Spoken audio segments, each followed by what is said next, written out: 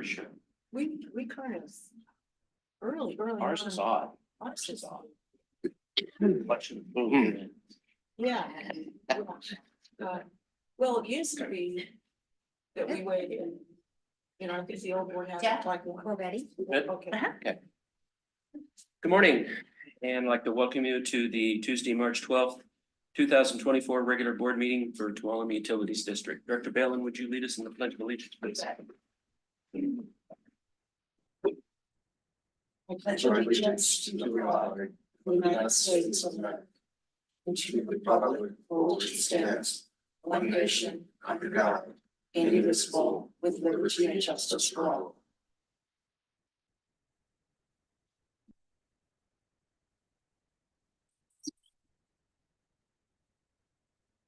Okay, public. We'd like to welcome the members of the public who have taken the time to attend this meeting and provide comments on matters related to district business. Any member of the public may address the board relating to any matter within the board's jurisdiction. This need not be related to any item on the agenda. However, the board cannot act on an item unless it was noticed on the agenda. Person speaking during public comment will be limited to 5 minutes, or depending on the number of persons wishing to speak, it may be reduced to allow all members of the public the opportunity to address the board. Is there anybody here in attendance today that would like to address the board? Seeing none. Corey, how about on the web? At the moment. Okay, thank you. All right, Melissa, consent calendar. Okay, item number 1, minutes of the regular board meeting of February 27th, 2024. Item number 2, approval of reimbursement claims for director's statement of meetings attended and or travel expenses and claim summary for February 2024. All right, any comments on the consent calendar? As Director Ring- usual. As usual, okay, go ahead. Okay, on page 2. Augustine Planning Associates, HPMP Archaeology, I can't even say it, updates. $8,318. What is that for, number one? And number 2, why didn't that come before the board? What's this for? Required 5 years, update on historic properties management. Okay, so this is a mandatory every 5 years thing. I have a question. So is that on ongoing projects that we have? Is that what that is for, or is it? That's on anything upcoming. Oh, yeah. Yeah, it's on anything upcoming that has to do with any sort of maintenance or capital improvement projects along our ditch system. Oh, it is related to the ditch system then. Okay. On page 6, Environmental Science Associates, USBR long-term water supply. So that must be the United States Bureau of Reclamation. Does that have to do with our trying to get water out of New Maloney's? That's correct. That's an invoice from our environmental consultant, ESA. Okay, so we're marching towards finally getting that taken care of. We are marching for sure. The final, we'll see. You know, it's slow and arduous. Well, it's way closer than Yes, I agree. Tuolumne County ever got us. Page 7, Environmental Systems Research Institute, ESRI renewal. What in the world is that? I can tell you, S3 is the engineering software, that's yearly renewal for engineering. Oh, okay, great, thank you. Thank you, because I didn't know that one. Also on 7 is Ferguson Enterprises. Now, the only reason I bring this up is just to let everybody know what TUD and probably everybody else has been putting up with. This was an order that TUD made in April 3rd of 2023. It's for water meters. And we finally got them, I guess, in the last month or so. That's pretty pathetic. That's how bad our supply chain is backed up. And I guess that really screws up our CIP construction stuff also, because we're getting hung up on much other things than just meters. But the bright side to this is those are all remote read meters. We're getting close, right? That's great. That's what we want. You got a question about that too? Yeah. Is that about, what is that, about 50 meters you bought? Is that area you're buying them in batch? About that? Yeah, let me, it's about, are they about 600 a piece? Well, it won't be 50 then, yeah, it'll be less than that. Yeah. Yeah. Okay. You don't have to, that's okay, I was just curious. Okay. Go ahead, Ron, sorry. And on page 12, Michael Benjamin Nessie, Regional Wastewater Treatment Plant Project Rep. He must be our independent inspector, Correct. He's been with us for a few years now. and he is about ready to finally take a permanent vacation. I hope. I hope so. We should be within a few months of the completion of the entire project. They're working on phase 2, which is the conversion of the digesters from anaerobic to aerobic digesters. And that's basically where he and QIT is focused today.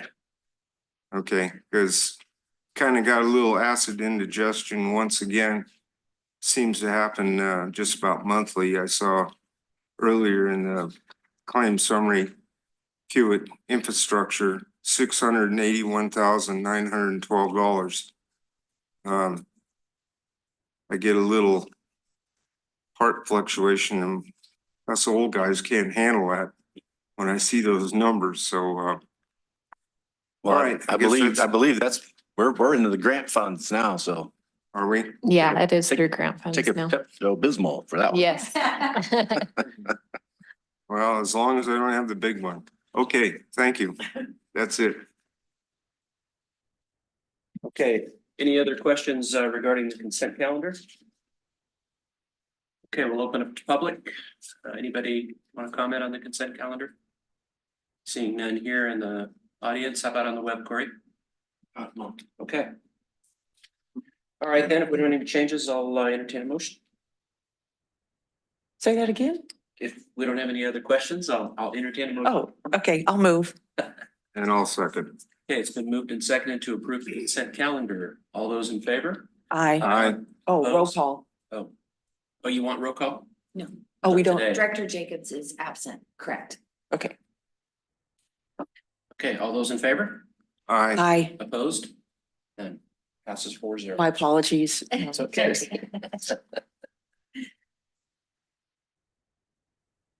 Okay, Melissa, next item. Okay, regular business. Item number 3, consider approving amendments to the league adjustment policy. Good morning. This one. Yep, that's me. So the item I'm bringing today is the official item to consider revising the leak adjustment policy. And I brought this to the board about a month ago, and we discussed it at length then, whether or not, basically we just wanted to remind what the leak adjustment policy was. We had a customer, I think, that had come and presented a concern to the board. So it just brought the leak policy back forward to the board just to remind what it was, and just also discuss if there was anything we thought it needed. And one of the things I like to look at when looking at it is whether it has the appropriate balance between ratepayer eligibility, ratepayer accountability, and our water conservation goals. And so within that discussion, as well as with staff looking at the policy, when staff looked at it, we thought that it met that balance pretty well. The one area that we thought maybe could be revised, one, it would increase ratepayer eligibility to a certain amount, and it would also provide just a little bit of, reduce a little bit of administrative burden on staff. And that was basically just to remove the requirement to repair the leaks within 14 days of discovery, and instead just state that they needed to be fixed within the time that they applied for the leak adjustment. Sorry, Some feedback there. I'll go further back. Okay. So that's and we discussed it together as a board and you asked me to go ahead and bring it forward as an official possible revision for you so that you could officially vote on it because it wasn't agendized in that manner last time. So that's essentially what it is. You have two items in front of you. One is the red line version. It shows you basically the wording that's being changed. And so instead of stating that the leak must provide, instead of stating that the leak has to be fixed within 14 days of discovery, we state that proof that the leak was repaired must be provided when the application is submitted. And just so you know, adjustments must be applied for in writing within 30 days of receipt of billing. So basically, the leak has to be fixed within 30 days of that billing that they received that showed the leak. And so that's the one revision that we're recommending, but wanted, of course, to bring it to the board for your approval. And if you recommend that as well. Okay. Any comments from the board? Director Ringen. So the trigger point is the bill that shows the possible increased usage. Yeah, it's the bill that they're asking relief from some of the costs from. So that specific bill, the bill where the leak popped up. Okay,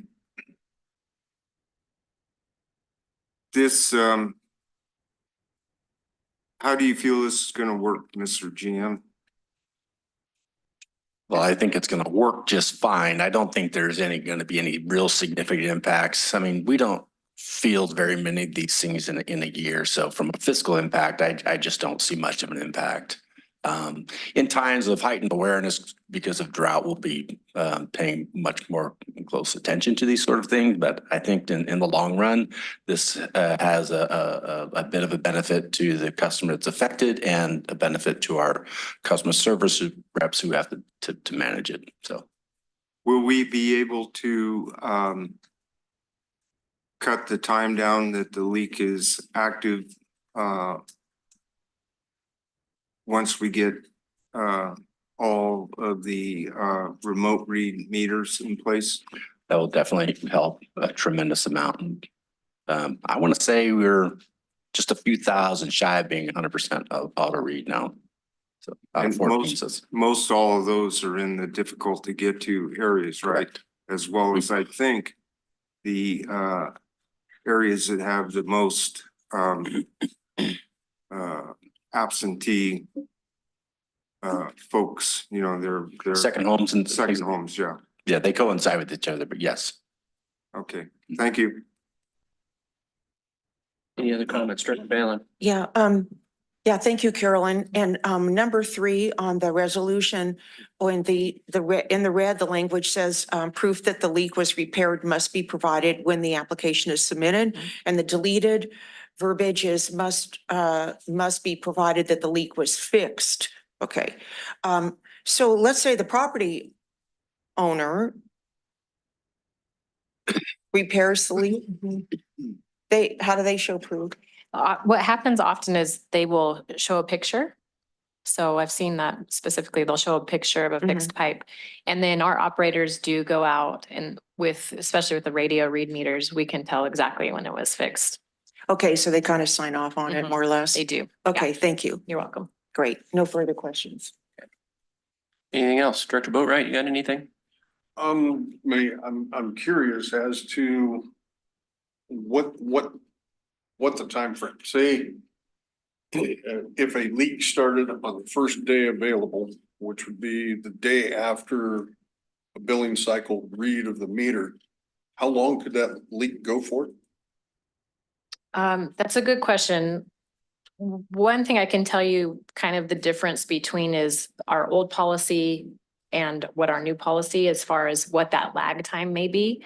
So with our old policy, we basically said 2 weeks from when we notify you or when the leak is discovered. One, it can be difficult to actually assess when the leak actually happened. Sometimes we can definitely see that with radio read meters, but Basically what I noticed is that the difference between when we would require it to be fixed with the old policy versus new is about a 16-day difference.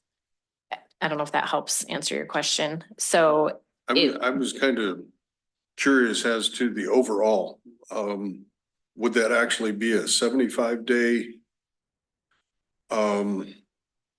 leak occurrence? You know, basically, if it happens the day after a meter read, and we're reading meters every 60 days. yeah, it So could be. then Uh-huh. we would Yes. be, Yeah. think if it's very significant, I mean, you know, a leak, you know, if the line is totally severed, you're gonna know you don't have water at the house. If it's a drip, yeah. Like we're kind of picking in the weeds here. Yeah, but if it was a broken pipe and you are in Santa Clara and you're not coming up to that cabin for that 2 months, that's a substantial amount of water. Substantial. And I don't know if they're not on a remote read, I don't know how our TUD staff folks are gonna be able to know that it's occurring. Even if it's not remote read, they can tell when they read the meters, they input that information into our system and our system will tell us, even if it's not a remote read, just based on that usage, if it's abnormally high. No, I understand that. Okay. But what with the Director Boatwright's example is that would go on for 2 months before that thing got read. Yeah, we wouldn't know until it's read, correct? And, you know, and interesting to go a little bit beyond that, because the water operators know how to going into a distribution system. And, you know, when one of our lines break, you know, that's a substantial increase on the demand. If we have a totally severed 3/4 or 1-inch meter service, does that also register within the? I mean, that's still. Again, everything depends, you know, we're not just one system. We have, you know, all these different systems, some small, some. So a 1-inch line on the Sonora system, a 1-inch line on the Sonora system, full blowing water, 100 gallons a minute, if that's even possible. No, it wouldn't register on the Sonora water treatment plant. A full blown 1-inch line at Peaceful Pines where the well's only putting out 35 gallons a minute. Yeah, we're gonna know really quick. The treatment plant operator is gonna know pretty quick. Those are both two extremes, and you know, as you get towards the middle. And you know, the water treatment plant operator, that's one of the things they really do pay attention to is their demand, so they can call for water out of the canal or not, so. Thank you. Yeah, I think if memory serves me, this was brought on from a customer.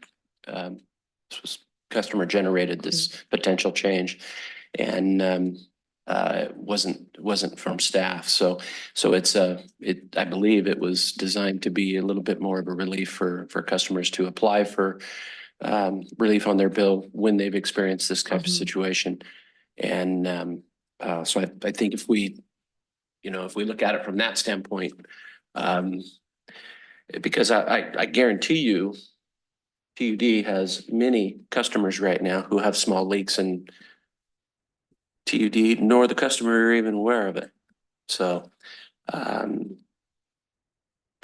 whether we can ever find those, time will tell. But my point is the small insignificant leaks are going to always be there. And this is for the leak for, like Director Ringen said, where you got a cabin out of town owner. They all of a sudden get a big, huge bill. It gives them a mechanism that they can say, hey, we fixed this and we can apply for this relief and we get a few extra days. Right, Carolyn? I mean, that's what it boils down to. That's correct? right. Yeah. Then where it used to be 14 days, now it's 30. Correct. Yeah. Okay. Any other comments? How about from the public? Let's open it up, public forum on this. Anybody here want to speak about this? Seeing none. Corey? Okay, bring it back to the board. I move that we approve this resolution. I would second that. Okay, it's been moved and seconded to approve the resolution. Any further discussion? Seeing none. All those in favor? Aye. Opposed? All right. Passes 4-0. That was reluctant. All right. Was it? All right, well, believe it or not, we get to move on to staff reports today that we haven't had in a couple of meetings. So anything from staff? Yeah, I'll be quick. I see Sean in the background. I'll acknowledge Sean Hembry's here. Sullivan County, Natural Resources and Water. We meet pretty regularly. He's doing a great job of keeping us in contact, whether it's a small item or a potential large item. We're together, we're looking for many opportunities to work collaboratively on water shed improvements or forest thinning, fuels management projects, anything like that. So I appreciate Sean being here. Good to have you. So Saturday, March 2nd is the only other thing I can have really. Saturday, March 2nd, I met with the League of Women Voters, the MOGO chapter. I met them here on Saturday morning. I think it was around 10. We met for a couple of hours and it was a really nice conversation that I was able to have with them. There's about 21 of their members here and yeah, it was a real nice conversation. We talked about, as much as I could just discuss in that time frame about the history of TUD, how TUD became about, our water rights, the 150 plus years in pursuit of our water rights, and the things we've done in the past, things that we're doing in the future and or today. Talked about our infrastructure. I had some samples of our wonderful decrepit some of our infrastructure underground. It was quite eye-opening. But anyway, I appreciate having the time to speak with them, and it was nice. That's all I have. Abby? Good morning, everyone. I have a few reminders and then a few kudos. The first is coming up on March 27th. You received an invitation to our reclamation luncheon. So if you plan on attending but haven't yet RSVP'd, please shoot me an email or just let me know after this meeting if you plan on attending. And then we have the annual Home and Garden Show that we're going to be having a booth at, or two booths at, as we do each year. That's on April 20th and 21st. So we've also sent an email out to your board asking if you would like to participate in that. So thank you for the interest and participation in that. And then lastly, I just wanted to alert the board that PG&E is doing their spring outage. Remember, they used to only do fall outages. Now they do fall and spring outages. And that will be April 28th through May 5th. So we're gearing up for that. We'll be putting out a lot of information to the public, sending letters to the folks along those ditches that are impacted. And that will come up before that. So we also have some temp crew that's coming on, a couple of rehires, a couple of new folks that will be helping Kurt and his department out on that. And then lastly, I wanted to share that we have two employees that have passed some exams this last month. Clyde Sorick in our construction maintenance department passed his Distinction 3. And so we're excited for him for that. And then Lucas Rafferty is one of our newer employees in the collections division, and he passed his grade 1 collection system maintenance certification. So congratulations to them. And that is the end of my report. Thank you. Good. I got a question for you, Abby. Sure. So two booths at the Home and Garden Show, huh? Yes, the booths are about a table long. So we like to have our big presentation there with our storyboard, so we can put a lot of historical photos, new project photos, and share all of the great things that we're doing here. Okay, so that's so, what okay. we've done in the past. So one large booth. One large booth where Gotcha. it's just two next to each other, Okay. so we can really show off our stuff. Perfect. Yeah. Thanks. Thank you. Carolyn. Yes, just a small report in that last board meeting, I presented the mid-year budget review. So that is good and done. And now we're working on budget for next fiscal year. So just wanted to let you know that's the process we're going through right now to be presented to you for official approval in June. Great. Thank you, Carolyn. You're welcome. Okay. Next item that I know we've been waiting anxiously for, right, Director Ringen? Director's Communications and Reports. You want to start? I can, Go ahead. and then do the old moldy stuff first. Okay. If I can even remember what it was. Oh, yeah. Okay, on February 15th, attended CSDA's Legislator of the Year Award in Placerville, El Dorado Irrigation District up there in Placerville. CSDA awarded Senator Marie Alvarado Gill that award of Legislator of the Year, and she so deserves it because she is working on so many things that are important to all of us up here in the mountain counties and the areas close around it. On 2/21, had the Tuolumne Stanislaus Irwin joint meeting. That's both the Water Advisory Committee and the JPA board meeting, of which I am the chairman of. This was not a good meeting in the respect that we had information provided us by our facilitator and administrator. Carolyn Lott is our facilitator and Lindsay Mattis is our administrator. And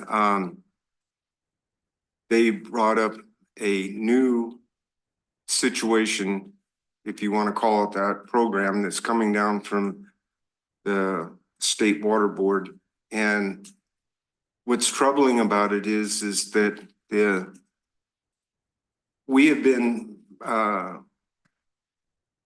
continually pointed out by the State Water Board as being the poster child of the IRWIMP program and how it's supposed to work and how well our organization has been working together. And we brought about $30 million in grant monies into this community, which our ratepayers and the other folks just couldn't have afforded for the projects that we needed to get done.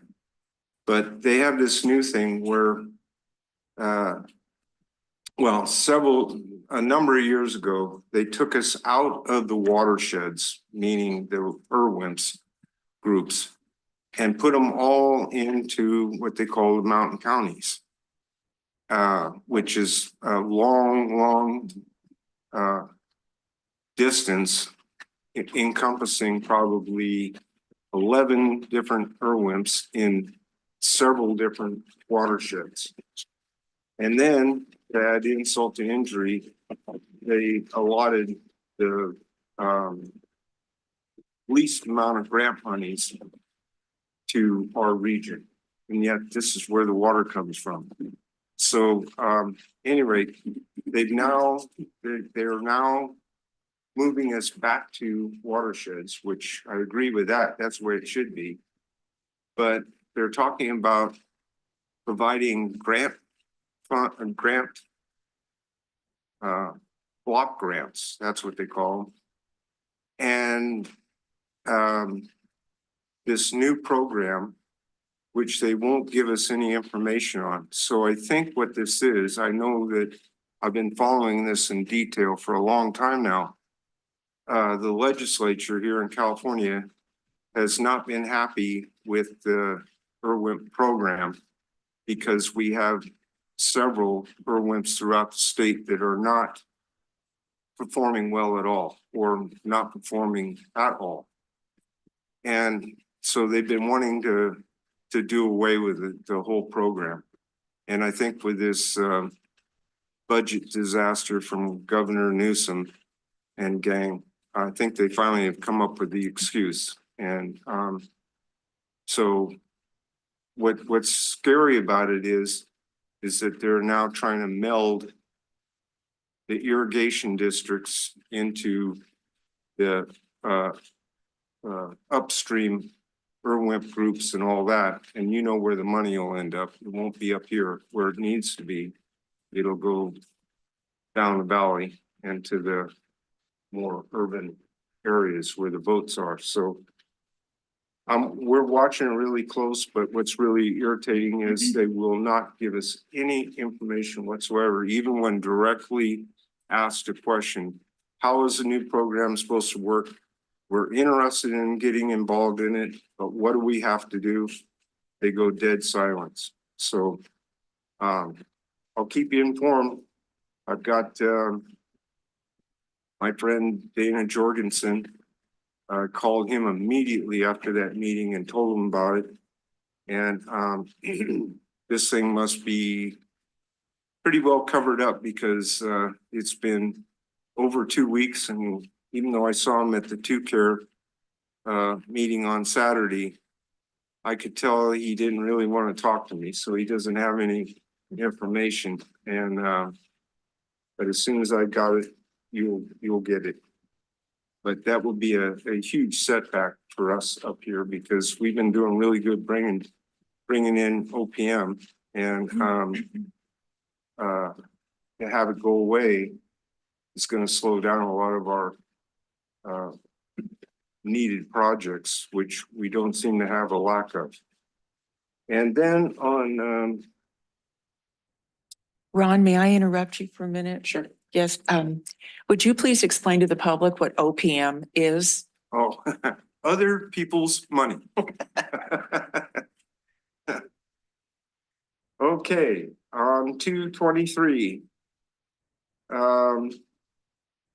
Tenant participated in the Mountain Counties Water Resource Association legislative committee meeting, and basically excuse me, we are starting the process all over again for this year of evaluating all of those wonderful bills that the legislature is throwing out on the table. And so we get to go through them one by one and evaluate them. And then we put together a list and send them up to Barbara Balin and the gang. Who Barbara is one of the board directors of Mountain Counties, and they get to evaluate them and then take a final stand as to how Mountain County's water resources is going to either oppose, support, or just say, see what happens. So that was for last. Okay. This month is really long. Last Saturday night, I attended the TUCARE meeting. And I went there for the express reason of listening to Senator Alvarado Gill speak, as well as Mike Albrecht. And both of them were great speakers, had good things, interesting things to bring before us. But I think it was Mike Albrecht's, the senator's speech was very personal and just really good about what she's attempting to do. And that was great. But Mike Albrecht's was really kind of disappointing in the fact that during his talk, he held up a board. And with all of the timber that we have all around us, some of it rotting on the stump, that we're not allowed to cut, log, and market, which is making our forests unhealthy. He holds up a board that they bought from Lowe's that's stamped New Zealand. Is there something maybe wrong with that? That's it for me. I can't take any more. Thank you, Ron. That Going over those bills sounds thrilling. Oh, Yeah. yeah. And, you know, the only good thing is we've got a great team. Good. And, we really march through it and everybody's really into it. And when it goes up to the board, so far we've got nothing but kudos because it really helps lighten their load. Good. Director Boatright, you got anything? I've got more of a question, Mr. Perkins, under the constituents of emerging concern and some of the other things that have generally been on the horizon for wastewater, I recently heard about a new unfunded mandate, coming down to test, influent and collection systems for illicit drugs, i.e. fentanyl and other illegal drugs. Yeah, that may be, I get emails every now and again about emerging concerns, contaminants concerns. I generally forward those on to Eric, not generally, I always forward those on to Eric Hall and Trevor. I didn't notice one coming from the wastewater side, or I would have forwarded it on to those folks too, but I'll be on the lookout. I haven't. It Yeah. makes sense. And fentanyl's in the news an awful lot now, but Yeah, I don't know exactly what the time frame was on it. And the article that I read on it was very short without a lot of in-depth detail, but it Yeah, definitely seemed I'll do some like search. one that was- All right, thank you. Good. Director Balin, I know you got some stuff. Okay, thanks, yeah, and thanks, Ron. Thank you, Ron, for reporting on the 2 care. There were 3 of us that went and we didn't sit together, or only 2 sat together. So, You guys wouldn't let me. any rate, that was, It would have been a I'm Brown teasing, Act. I'm It teasing. would have been a Brown Act violation. but I just wanted to echo what you said. And with Mike Albrecht, we go way, way back. And I think I saw just a sea of people that probably were very diverse in their political views, but we all came together there. And that's what's really important with these activities is being able to socialize, develop partnerships and relationships and build on that networking. So it was, I think, very rewarding experience. And of course, Marie Alvarado Gill has a district that is unlike any other. I mean, I think it can hold 5 eastern states in it. Goes all the way down to Mariposa and all the way up and in the valley and up north. And so she covers a lot. I was wondering if she flew because she is everywhere, but we're lucky that she's right out of Jackson and she's confirmed that she's going to be at our April 4th Mountain County Water Resources board meeting or mixer the night before. So that was really important. And I really want to encourage everybody, since it's going to be right here in Columbia State Historic Park, to attend. It's just important that you talk to your counterparts and when you're talking to fellow board members that are outside of our area and ask them things. How do you guys handle this? You're not violating any Brown Act, right? You're not sitting with them. So that it's really important to develop those elected to elected relationships so you can get some of those questions answered and a new perspective. So with that, I wanted to say that was time well spent the other night. So just to kind of recap a little bit, I too went to Placerville, El Dorado Irrigation District, again to support Marie Alvarado Gill. She's very interested in the water, had another opportunity to see her March 5th, I believe, and I was able to give her the Mountain County Water Resources Strategic Planning card because it's all about watershed stewardship. It's not it's about how to keep the Sierra functioning as a big water, for water sequestration and slow time release. And of course, we all know it's Groundhog Day because of the term limit. So we go down to the legislation and talk to our legislators and ask them, do you know where your water comes from? So it's so critical, this education and advocacy piece. So I would encourage everybody to go. And thank you, Don, and thank you, President Kearns, for helping work with making this bill, this event successful. So enough on that. And then let's see, I met with Brent Ives, as we all did, for our strategic planning. That was very informative, and I appreciate that opportunity. It was, he's really professional and asked professional questions, and I know he's listening for certain things to bring this all together. So I think it's a great opportunity for our future workshop to function together as a board.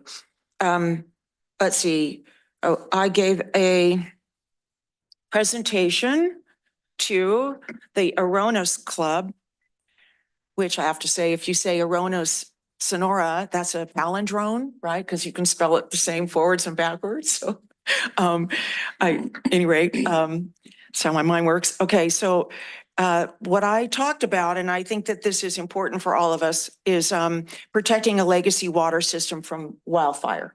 And as we all know, and I covered 4 points. So it was an overview of our ditch and canal system, its determination of eligibility to the National Register of Historic Places, which is why we have Amy Augustine bill.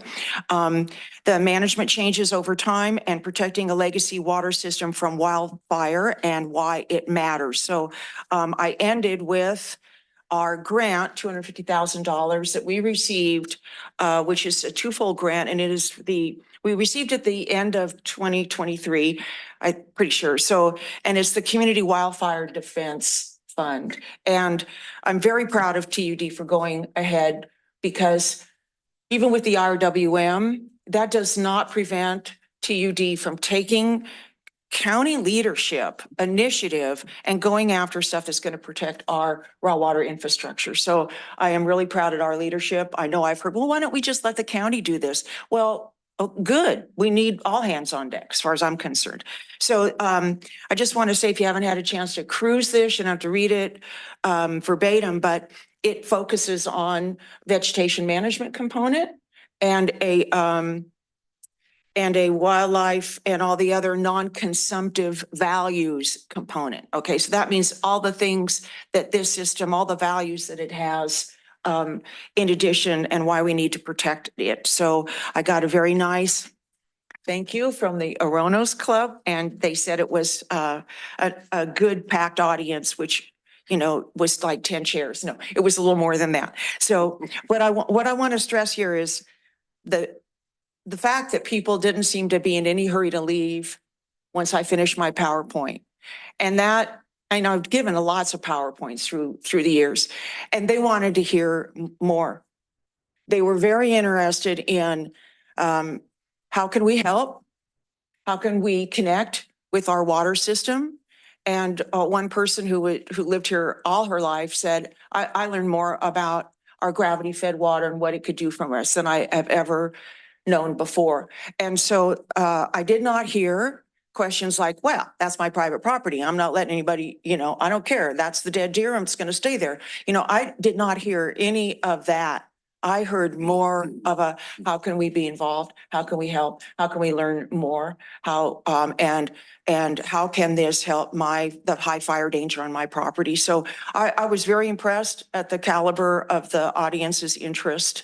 It was great. And because sometimes you get prepared for, you know, oh, well, this is so inefficient, and none of that, because it's being tied to our stewardship of our water resources. So Sean, I'm really happy that you're here, because this is a county-wide issue, and TUD's connectivity goes through the county watersheds and neighborhoods. And so I think it's all of our responsibility to make sure that this water stays clean and flowing. So that's all I wanted to say. And I wanted to say it was a great opportunity to get to know our community. And I didn't get any questions about our rates, which I find it interesting, you know, one, who didn't come to the meeting, and two, what questions that weren't asked, as I'm sure all of you guys do too. So, yeah, no tomatoes thrown at me, but I did get why is the salmon dying in the Delta? And of course I couldn't answer that. So,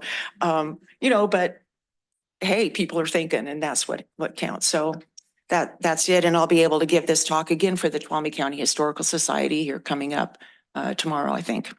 That's all I have to report. Thank you, Director Balin. Director Ringen, you have something? Just a quick comment for Director Balin.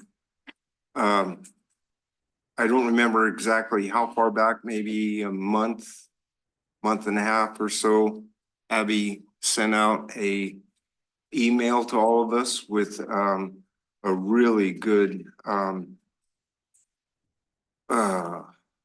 thing from that group that you were just talking about for that grant. CDI. Yeah, thank you. And that probably wouldn't hurt to send it back out again if you still have it, because it fits right in with what you're talking about, but it's from the viewpoint of the person that's involved in the grant, the group that's making it happen.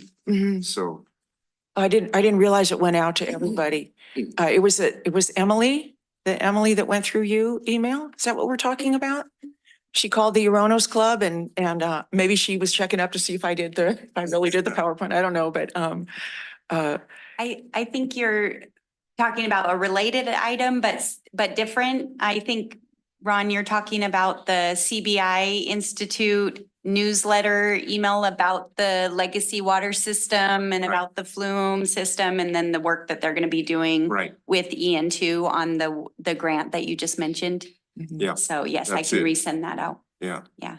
Because it's good. It's a good viewpoint from the other side, so to speak, from the working side. So, you know. Yes, it was a nice article. Yeah. Short and sweet too. Yeah, it Yeah. was. mhm. I'm happy to do that. Thank you, Director Bailey. Thank you. Okay, I've got a couple of things. It's kind of rehashing what's already been said, but I too met with Brent Ives like we all did. Looking forward to the workshop coming up here. Also, care, I was there with Director Ringen and Director Balin, and yeah, packed house, very impressive. And like you said, from all different perspectives. And it's the first time I've had the pleasure of listening to Senator Alvarado Gil in person, and I was impressed. She hit all the buttons that were important, that I believe are important to us here, and she did very, very good. And I too, when Mike held up that board from New Zealand, I mean, I wanted to scream out in defiance there, but he made an excellent point, and we all need to be waking up to that. Looking forward to the Mountain Counties mixer coming up, and I want to thank Director Balin for all her work on this. She's put in a lot of time behind the scenes in getting that set up out at Columbia, and working with Justin Capruso and getting sponsors and whatnot, and also staff is their help too on that. So thank you very much. Appreciate it. And Ron, sorry to hear your take on IRWIMPs and what may be the future. I'm really sorry to hear that. I hope you're wrong. I hope you Yeah, are. so am I. Yeah, So am I. but I'd hate to see that program go away. All right, that's all I have. Our general manager is waving his hand. What you got? Oh, you got something. I'm Yeah. sorry. Okay, I'll try and make this quick as I can. I was assigned to LAFCO for a while, and during that time, LAFCO was not doing anything. It was just kind of, everybody was sitting on their hands. And just recently, and I'm really sorry that Director Jacobs isn't here today, because he's the one that's now been assigned to it by you. Mhm. And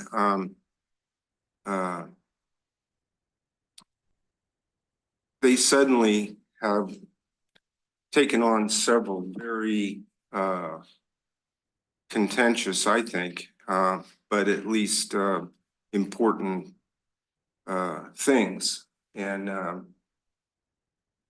I've been watching it closely, well, not closely, as close as I can through the minutes and all that come through after the, and I kind of have a little bit of a complaint here, is that we are, when we're given an assignment by the board president, which, by the way, I'm sorry to be handing out a year-old one. I don't know why we have We don't have one for 24. 24. Here's one for you, and if you give one to one of the ladies back there, so do you have? Well, one's for, yeah. For you guys, and then one for the ladies, and maybe one for the fellow back there from the county. If you look at the bottom of that, it says that we will report out. And some of us do. Most of us do, and some of us don't. And I've been a little frustrated is not getting information from Director Jacobson. I don't want to pick on him because he's not here, but he'll tell us that he attended, but he won't say what has transpired when he's there. And the reason why this is a little bothersome, not a little, it's very bothersome to me, is that we are now, he's voting and making decisions that should only be made after this board and staff have completely discussed it and voted on it, and then given him direction to vote one way or the other. And we have not done that. And so I am asking, adamantly asking, that at the next board meeting that we have at least one, maybe two agenda items put into that board meeting that one has to do with what TUD's standpoint is on having our sphere of influence possibly increased, because we're still digging our way out of the one the county dropped on us over 30 years ago, and we haven't got there yet. So that there needs to be a decision on that as far as I'm concerned. There's a MSR that apparently is necessary every so many years, and it's behind times, but it's going to cost, I think it is $50,000 to have that done. And the reason why this is being pushed is to, I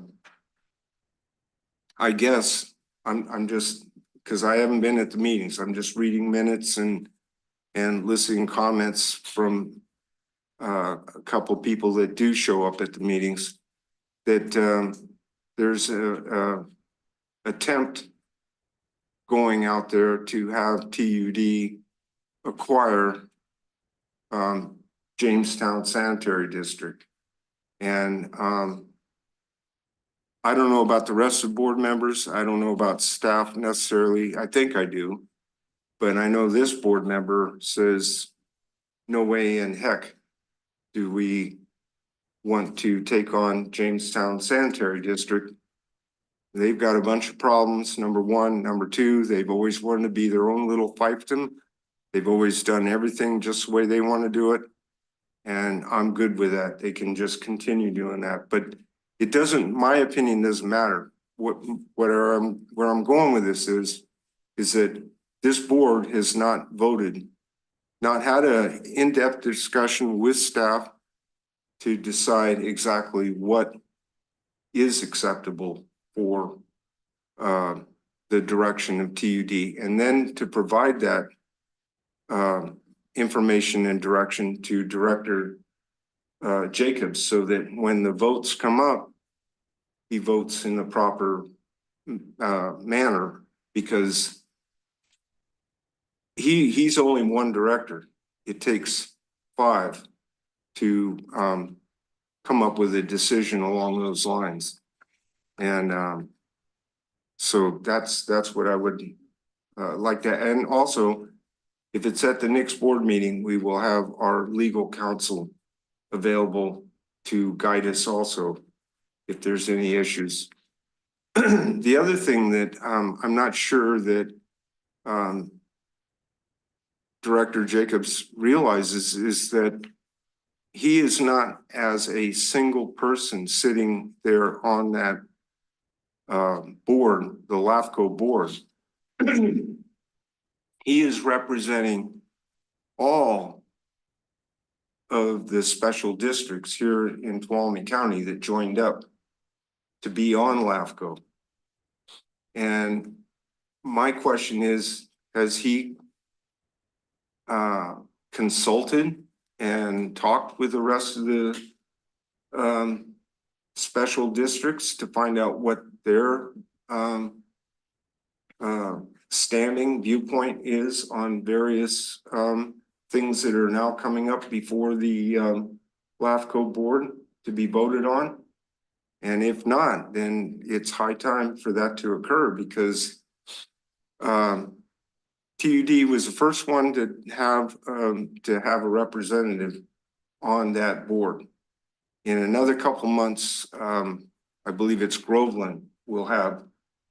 And I don't know about the rest of you directors, but I certainly don't want another representative from another special district voting on things that we are totally against. So I think it's time to try and get this thing under control and get it to where this board is got meeting of the minds and we have a vote on it, and that information is passed on to our representative who you appointed to that position. It's not an important position until it is. And it is right now. It's very important. And so I think it's time for us to grab the bull by the horns and let's get this thing taken care of. So. Thank you, Director Reagan. I too look forward to Director Jacobs' report on that. So were you going to say something? Yeah, after Go you. ahead, you bet. Well, I'd like to reinforce that, and it's also a good exercise for all of us board members to remember how to report out when we, whatever we put on our timesheet, and I think we need that kind of refresher every now and then. But I'm wondering if we could agendize LAFCO as just a discussion item, because it's been a while since we hitched our wagon to the LAFCO thing, and it might be great for public edification as well. I know you make the committee assignments. However, the role and the extent of the role and the responsibility may be good to have a board discussion on that. Okay. Hey, Jeff, I was going to, chime in here real quick. And my whole point here is I wanted to bring this up too. But for those of you out there, LAFCO stands for Local Agency Formation Commission. And the commission met yesterday evening, 4:00. The chair of the commission is John Ferriani. He asked that I attend and make some comments. Because the meeting prior to, the commission voted to have a consultant, and this is, I believe, this is the way I'm, again, reading minutes and listening to John. It feels like the commission voted to hire a consultant firm, Helix Environmental Planning, to do 2 MSRs, municipal service reviews, which are normal and customary for the LAFCO to do on districts like TUD, Jamestown. Anyway, they voted to have this outfit do one for Tuolumne Utilities District and Jamestown Sanitary District, which again, is normal and customary with maybe the slight exception. And I wish I had more experience in this. I just don't. This will be my first MSR review that I've ever gone through. But this particular one is $49,000 just for TUD. And a budget of what I see is about 24 hours worth of work. So that seems expensive, but is what it is at this point. But it truly does say in here, interview with Jamestown Sanitary District. I want to get to one particular thing. The interview will be an opportunity to hear directly from Jamestown on issues with surface provision and potential consolidation with TUD or other concern. And the same language is in the same proposal for TUD. So just so you know, I didn't want this to you know, you get blindsided by this, this is out there, LAFCO is taking this on and this kind of conversation is beginning to happen. And I just didn't want you to be blindsided. So Director Balin? Thank you. Who voted on that? the commission. Who's the commission? Oh, the LAFCO commission. Including, Director Jacobs okay. is on the commission. I just say we are blindsided. This is why I'm bringing it up. So that, was that a agendized item? Was that in Yesterday the- was not an agendized item. It was agendized Previous meeting. previous month before. Yeah, sure. It was my understanding of LAFCO that they're an approving board. So the way a unification of service districts would be is it would have to be a vote, majority vote of the electorate of the people in the special services district to move forward with a proposal to LAFCO to do that. Is this possibly misunderstanding where the MSRs are getting consolidated as to do them jointly together? It just, there doesn't seem to be all the parts, and I don't think LAFCO actually has the authority to take two special services district and go, you're now mandated to join. Director Boatright, I apologize, but we're getting into a point where we need to have this agendized. Okay, So we'll put this on a future, certainly. future meeting. Sorry about that, but No, that's fine. we- I understand that. Yeah. As far as, so there definitely some stuff there that, this board needs to. I agree, absolutely. Did you had your hand up or? Oh, you took care of it. Okay, good. Thank Okay. All right, well, yeah, we will definitely put that on a future agenda and hash that out, hash those concerns that you have and any other concerns that we may have as well. Okay, all right, last call for any other directors' communications or reports. Seeing none, appreciate everybody coming in today and we'll see you in 2 weeks. Meeting adjourned.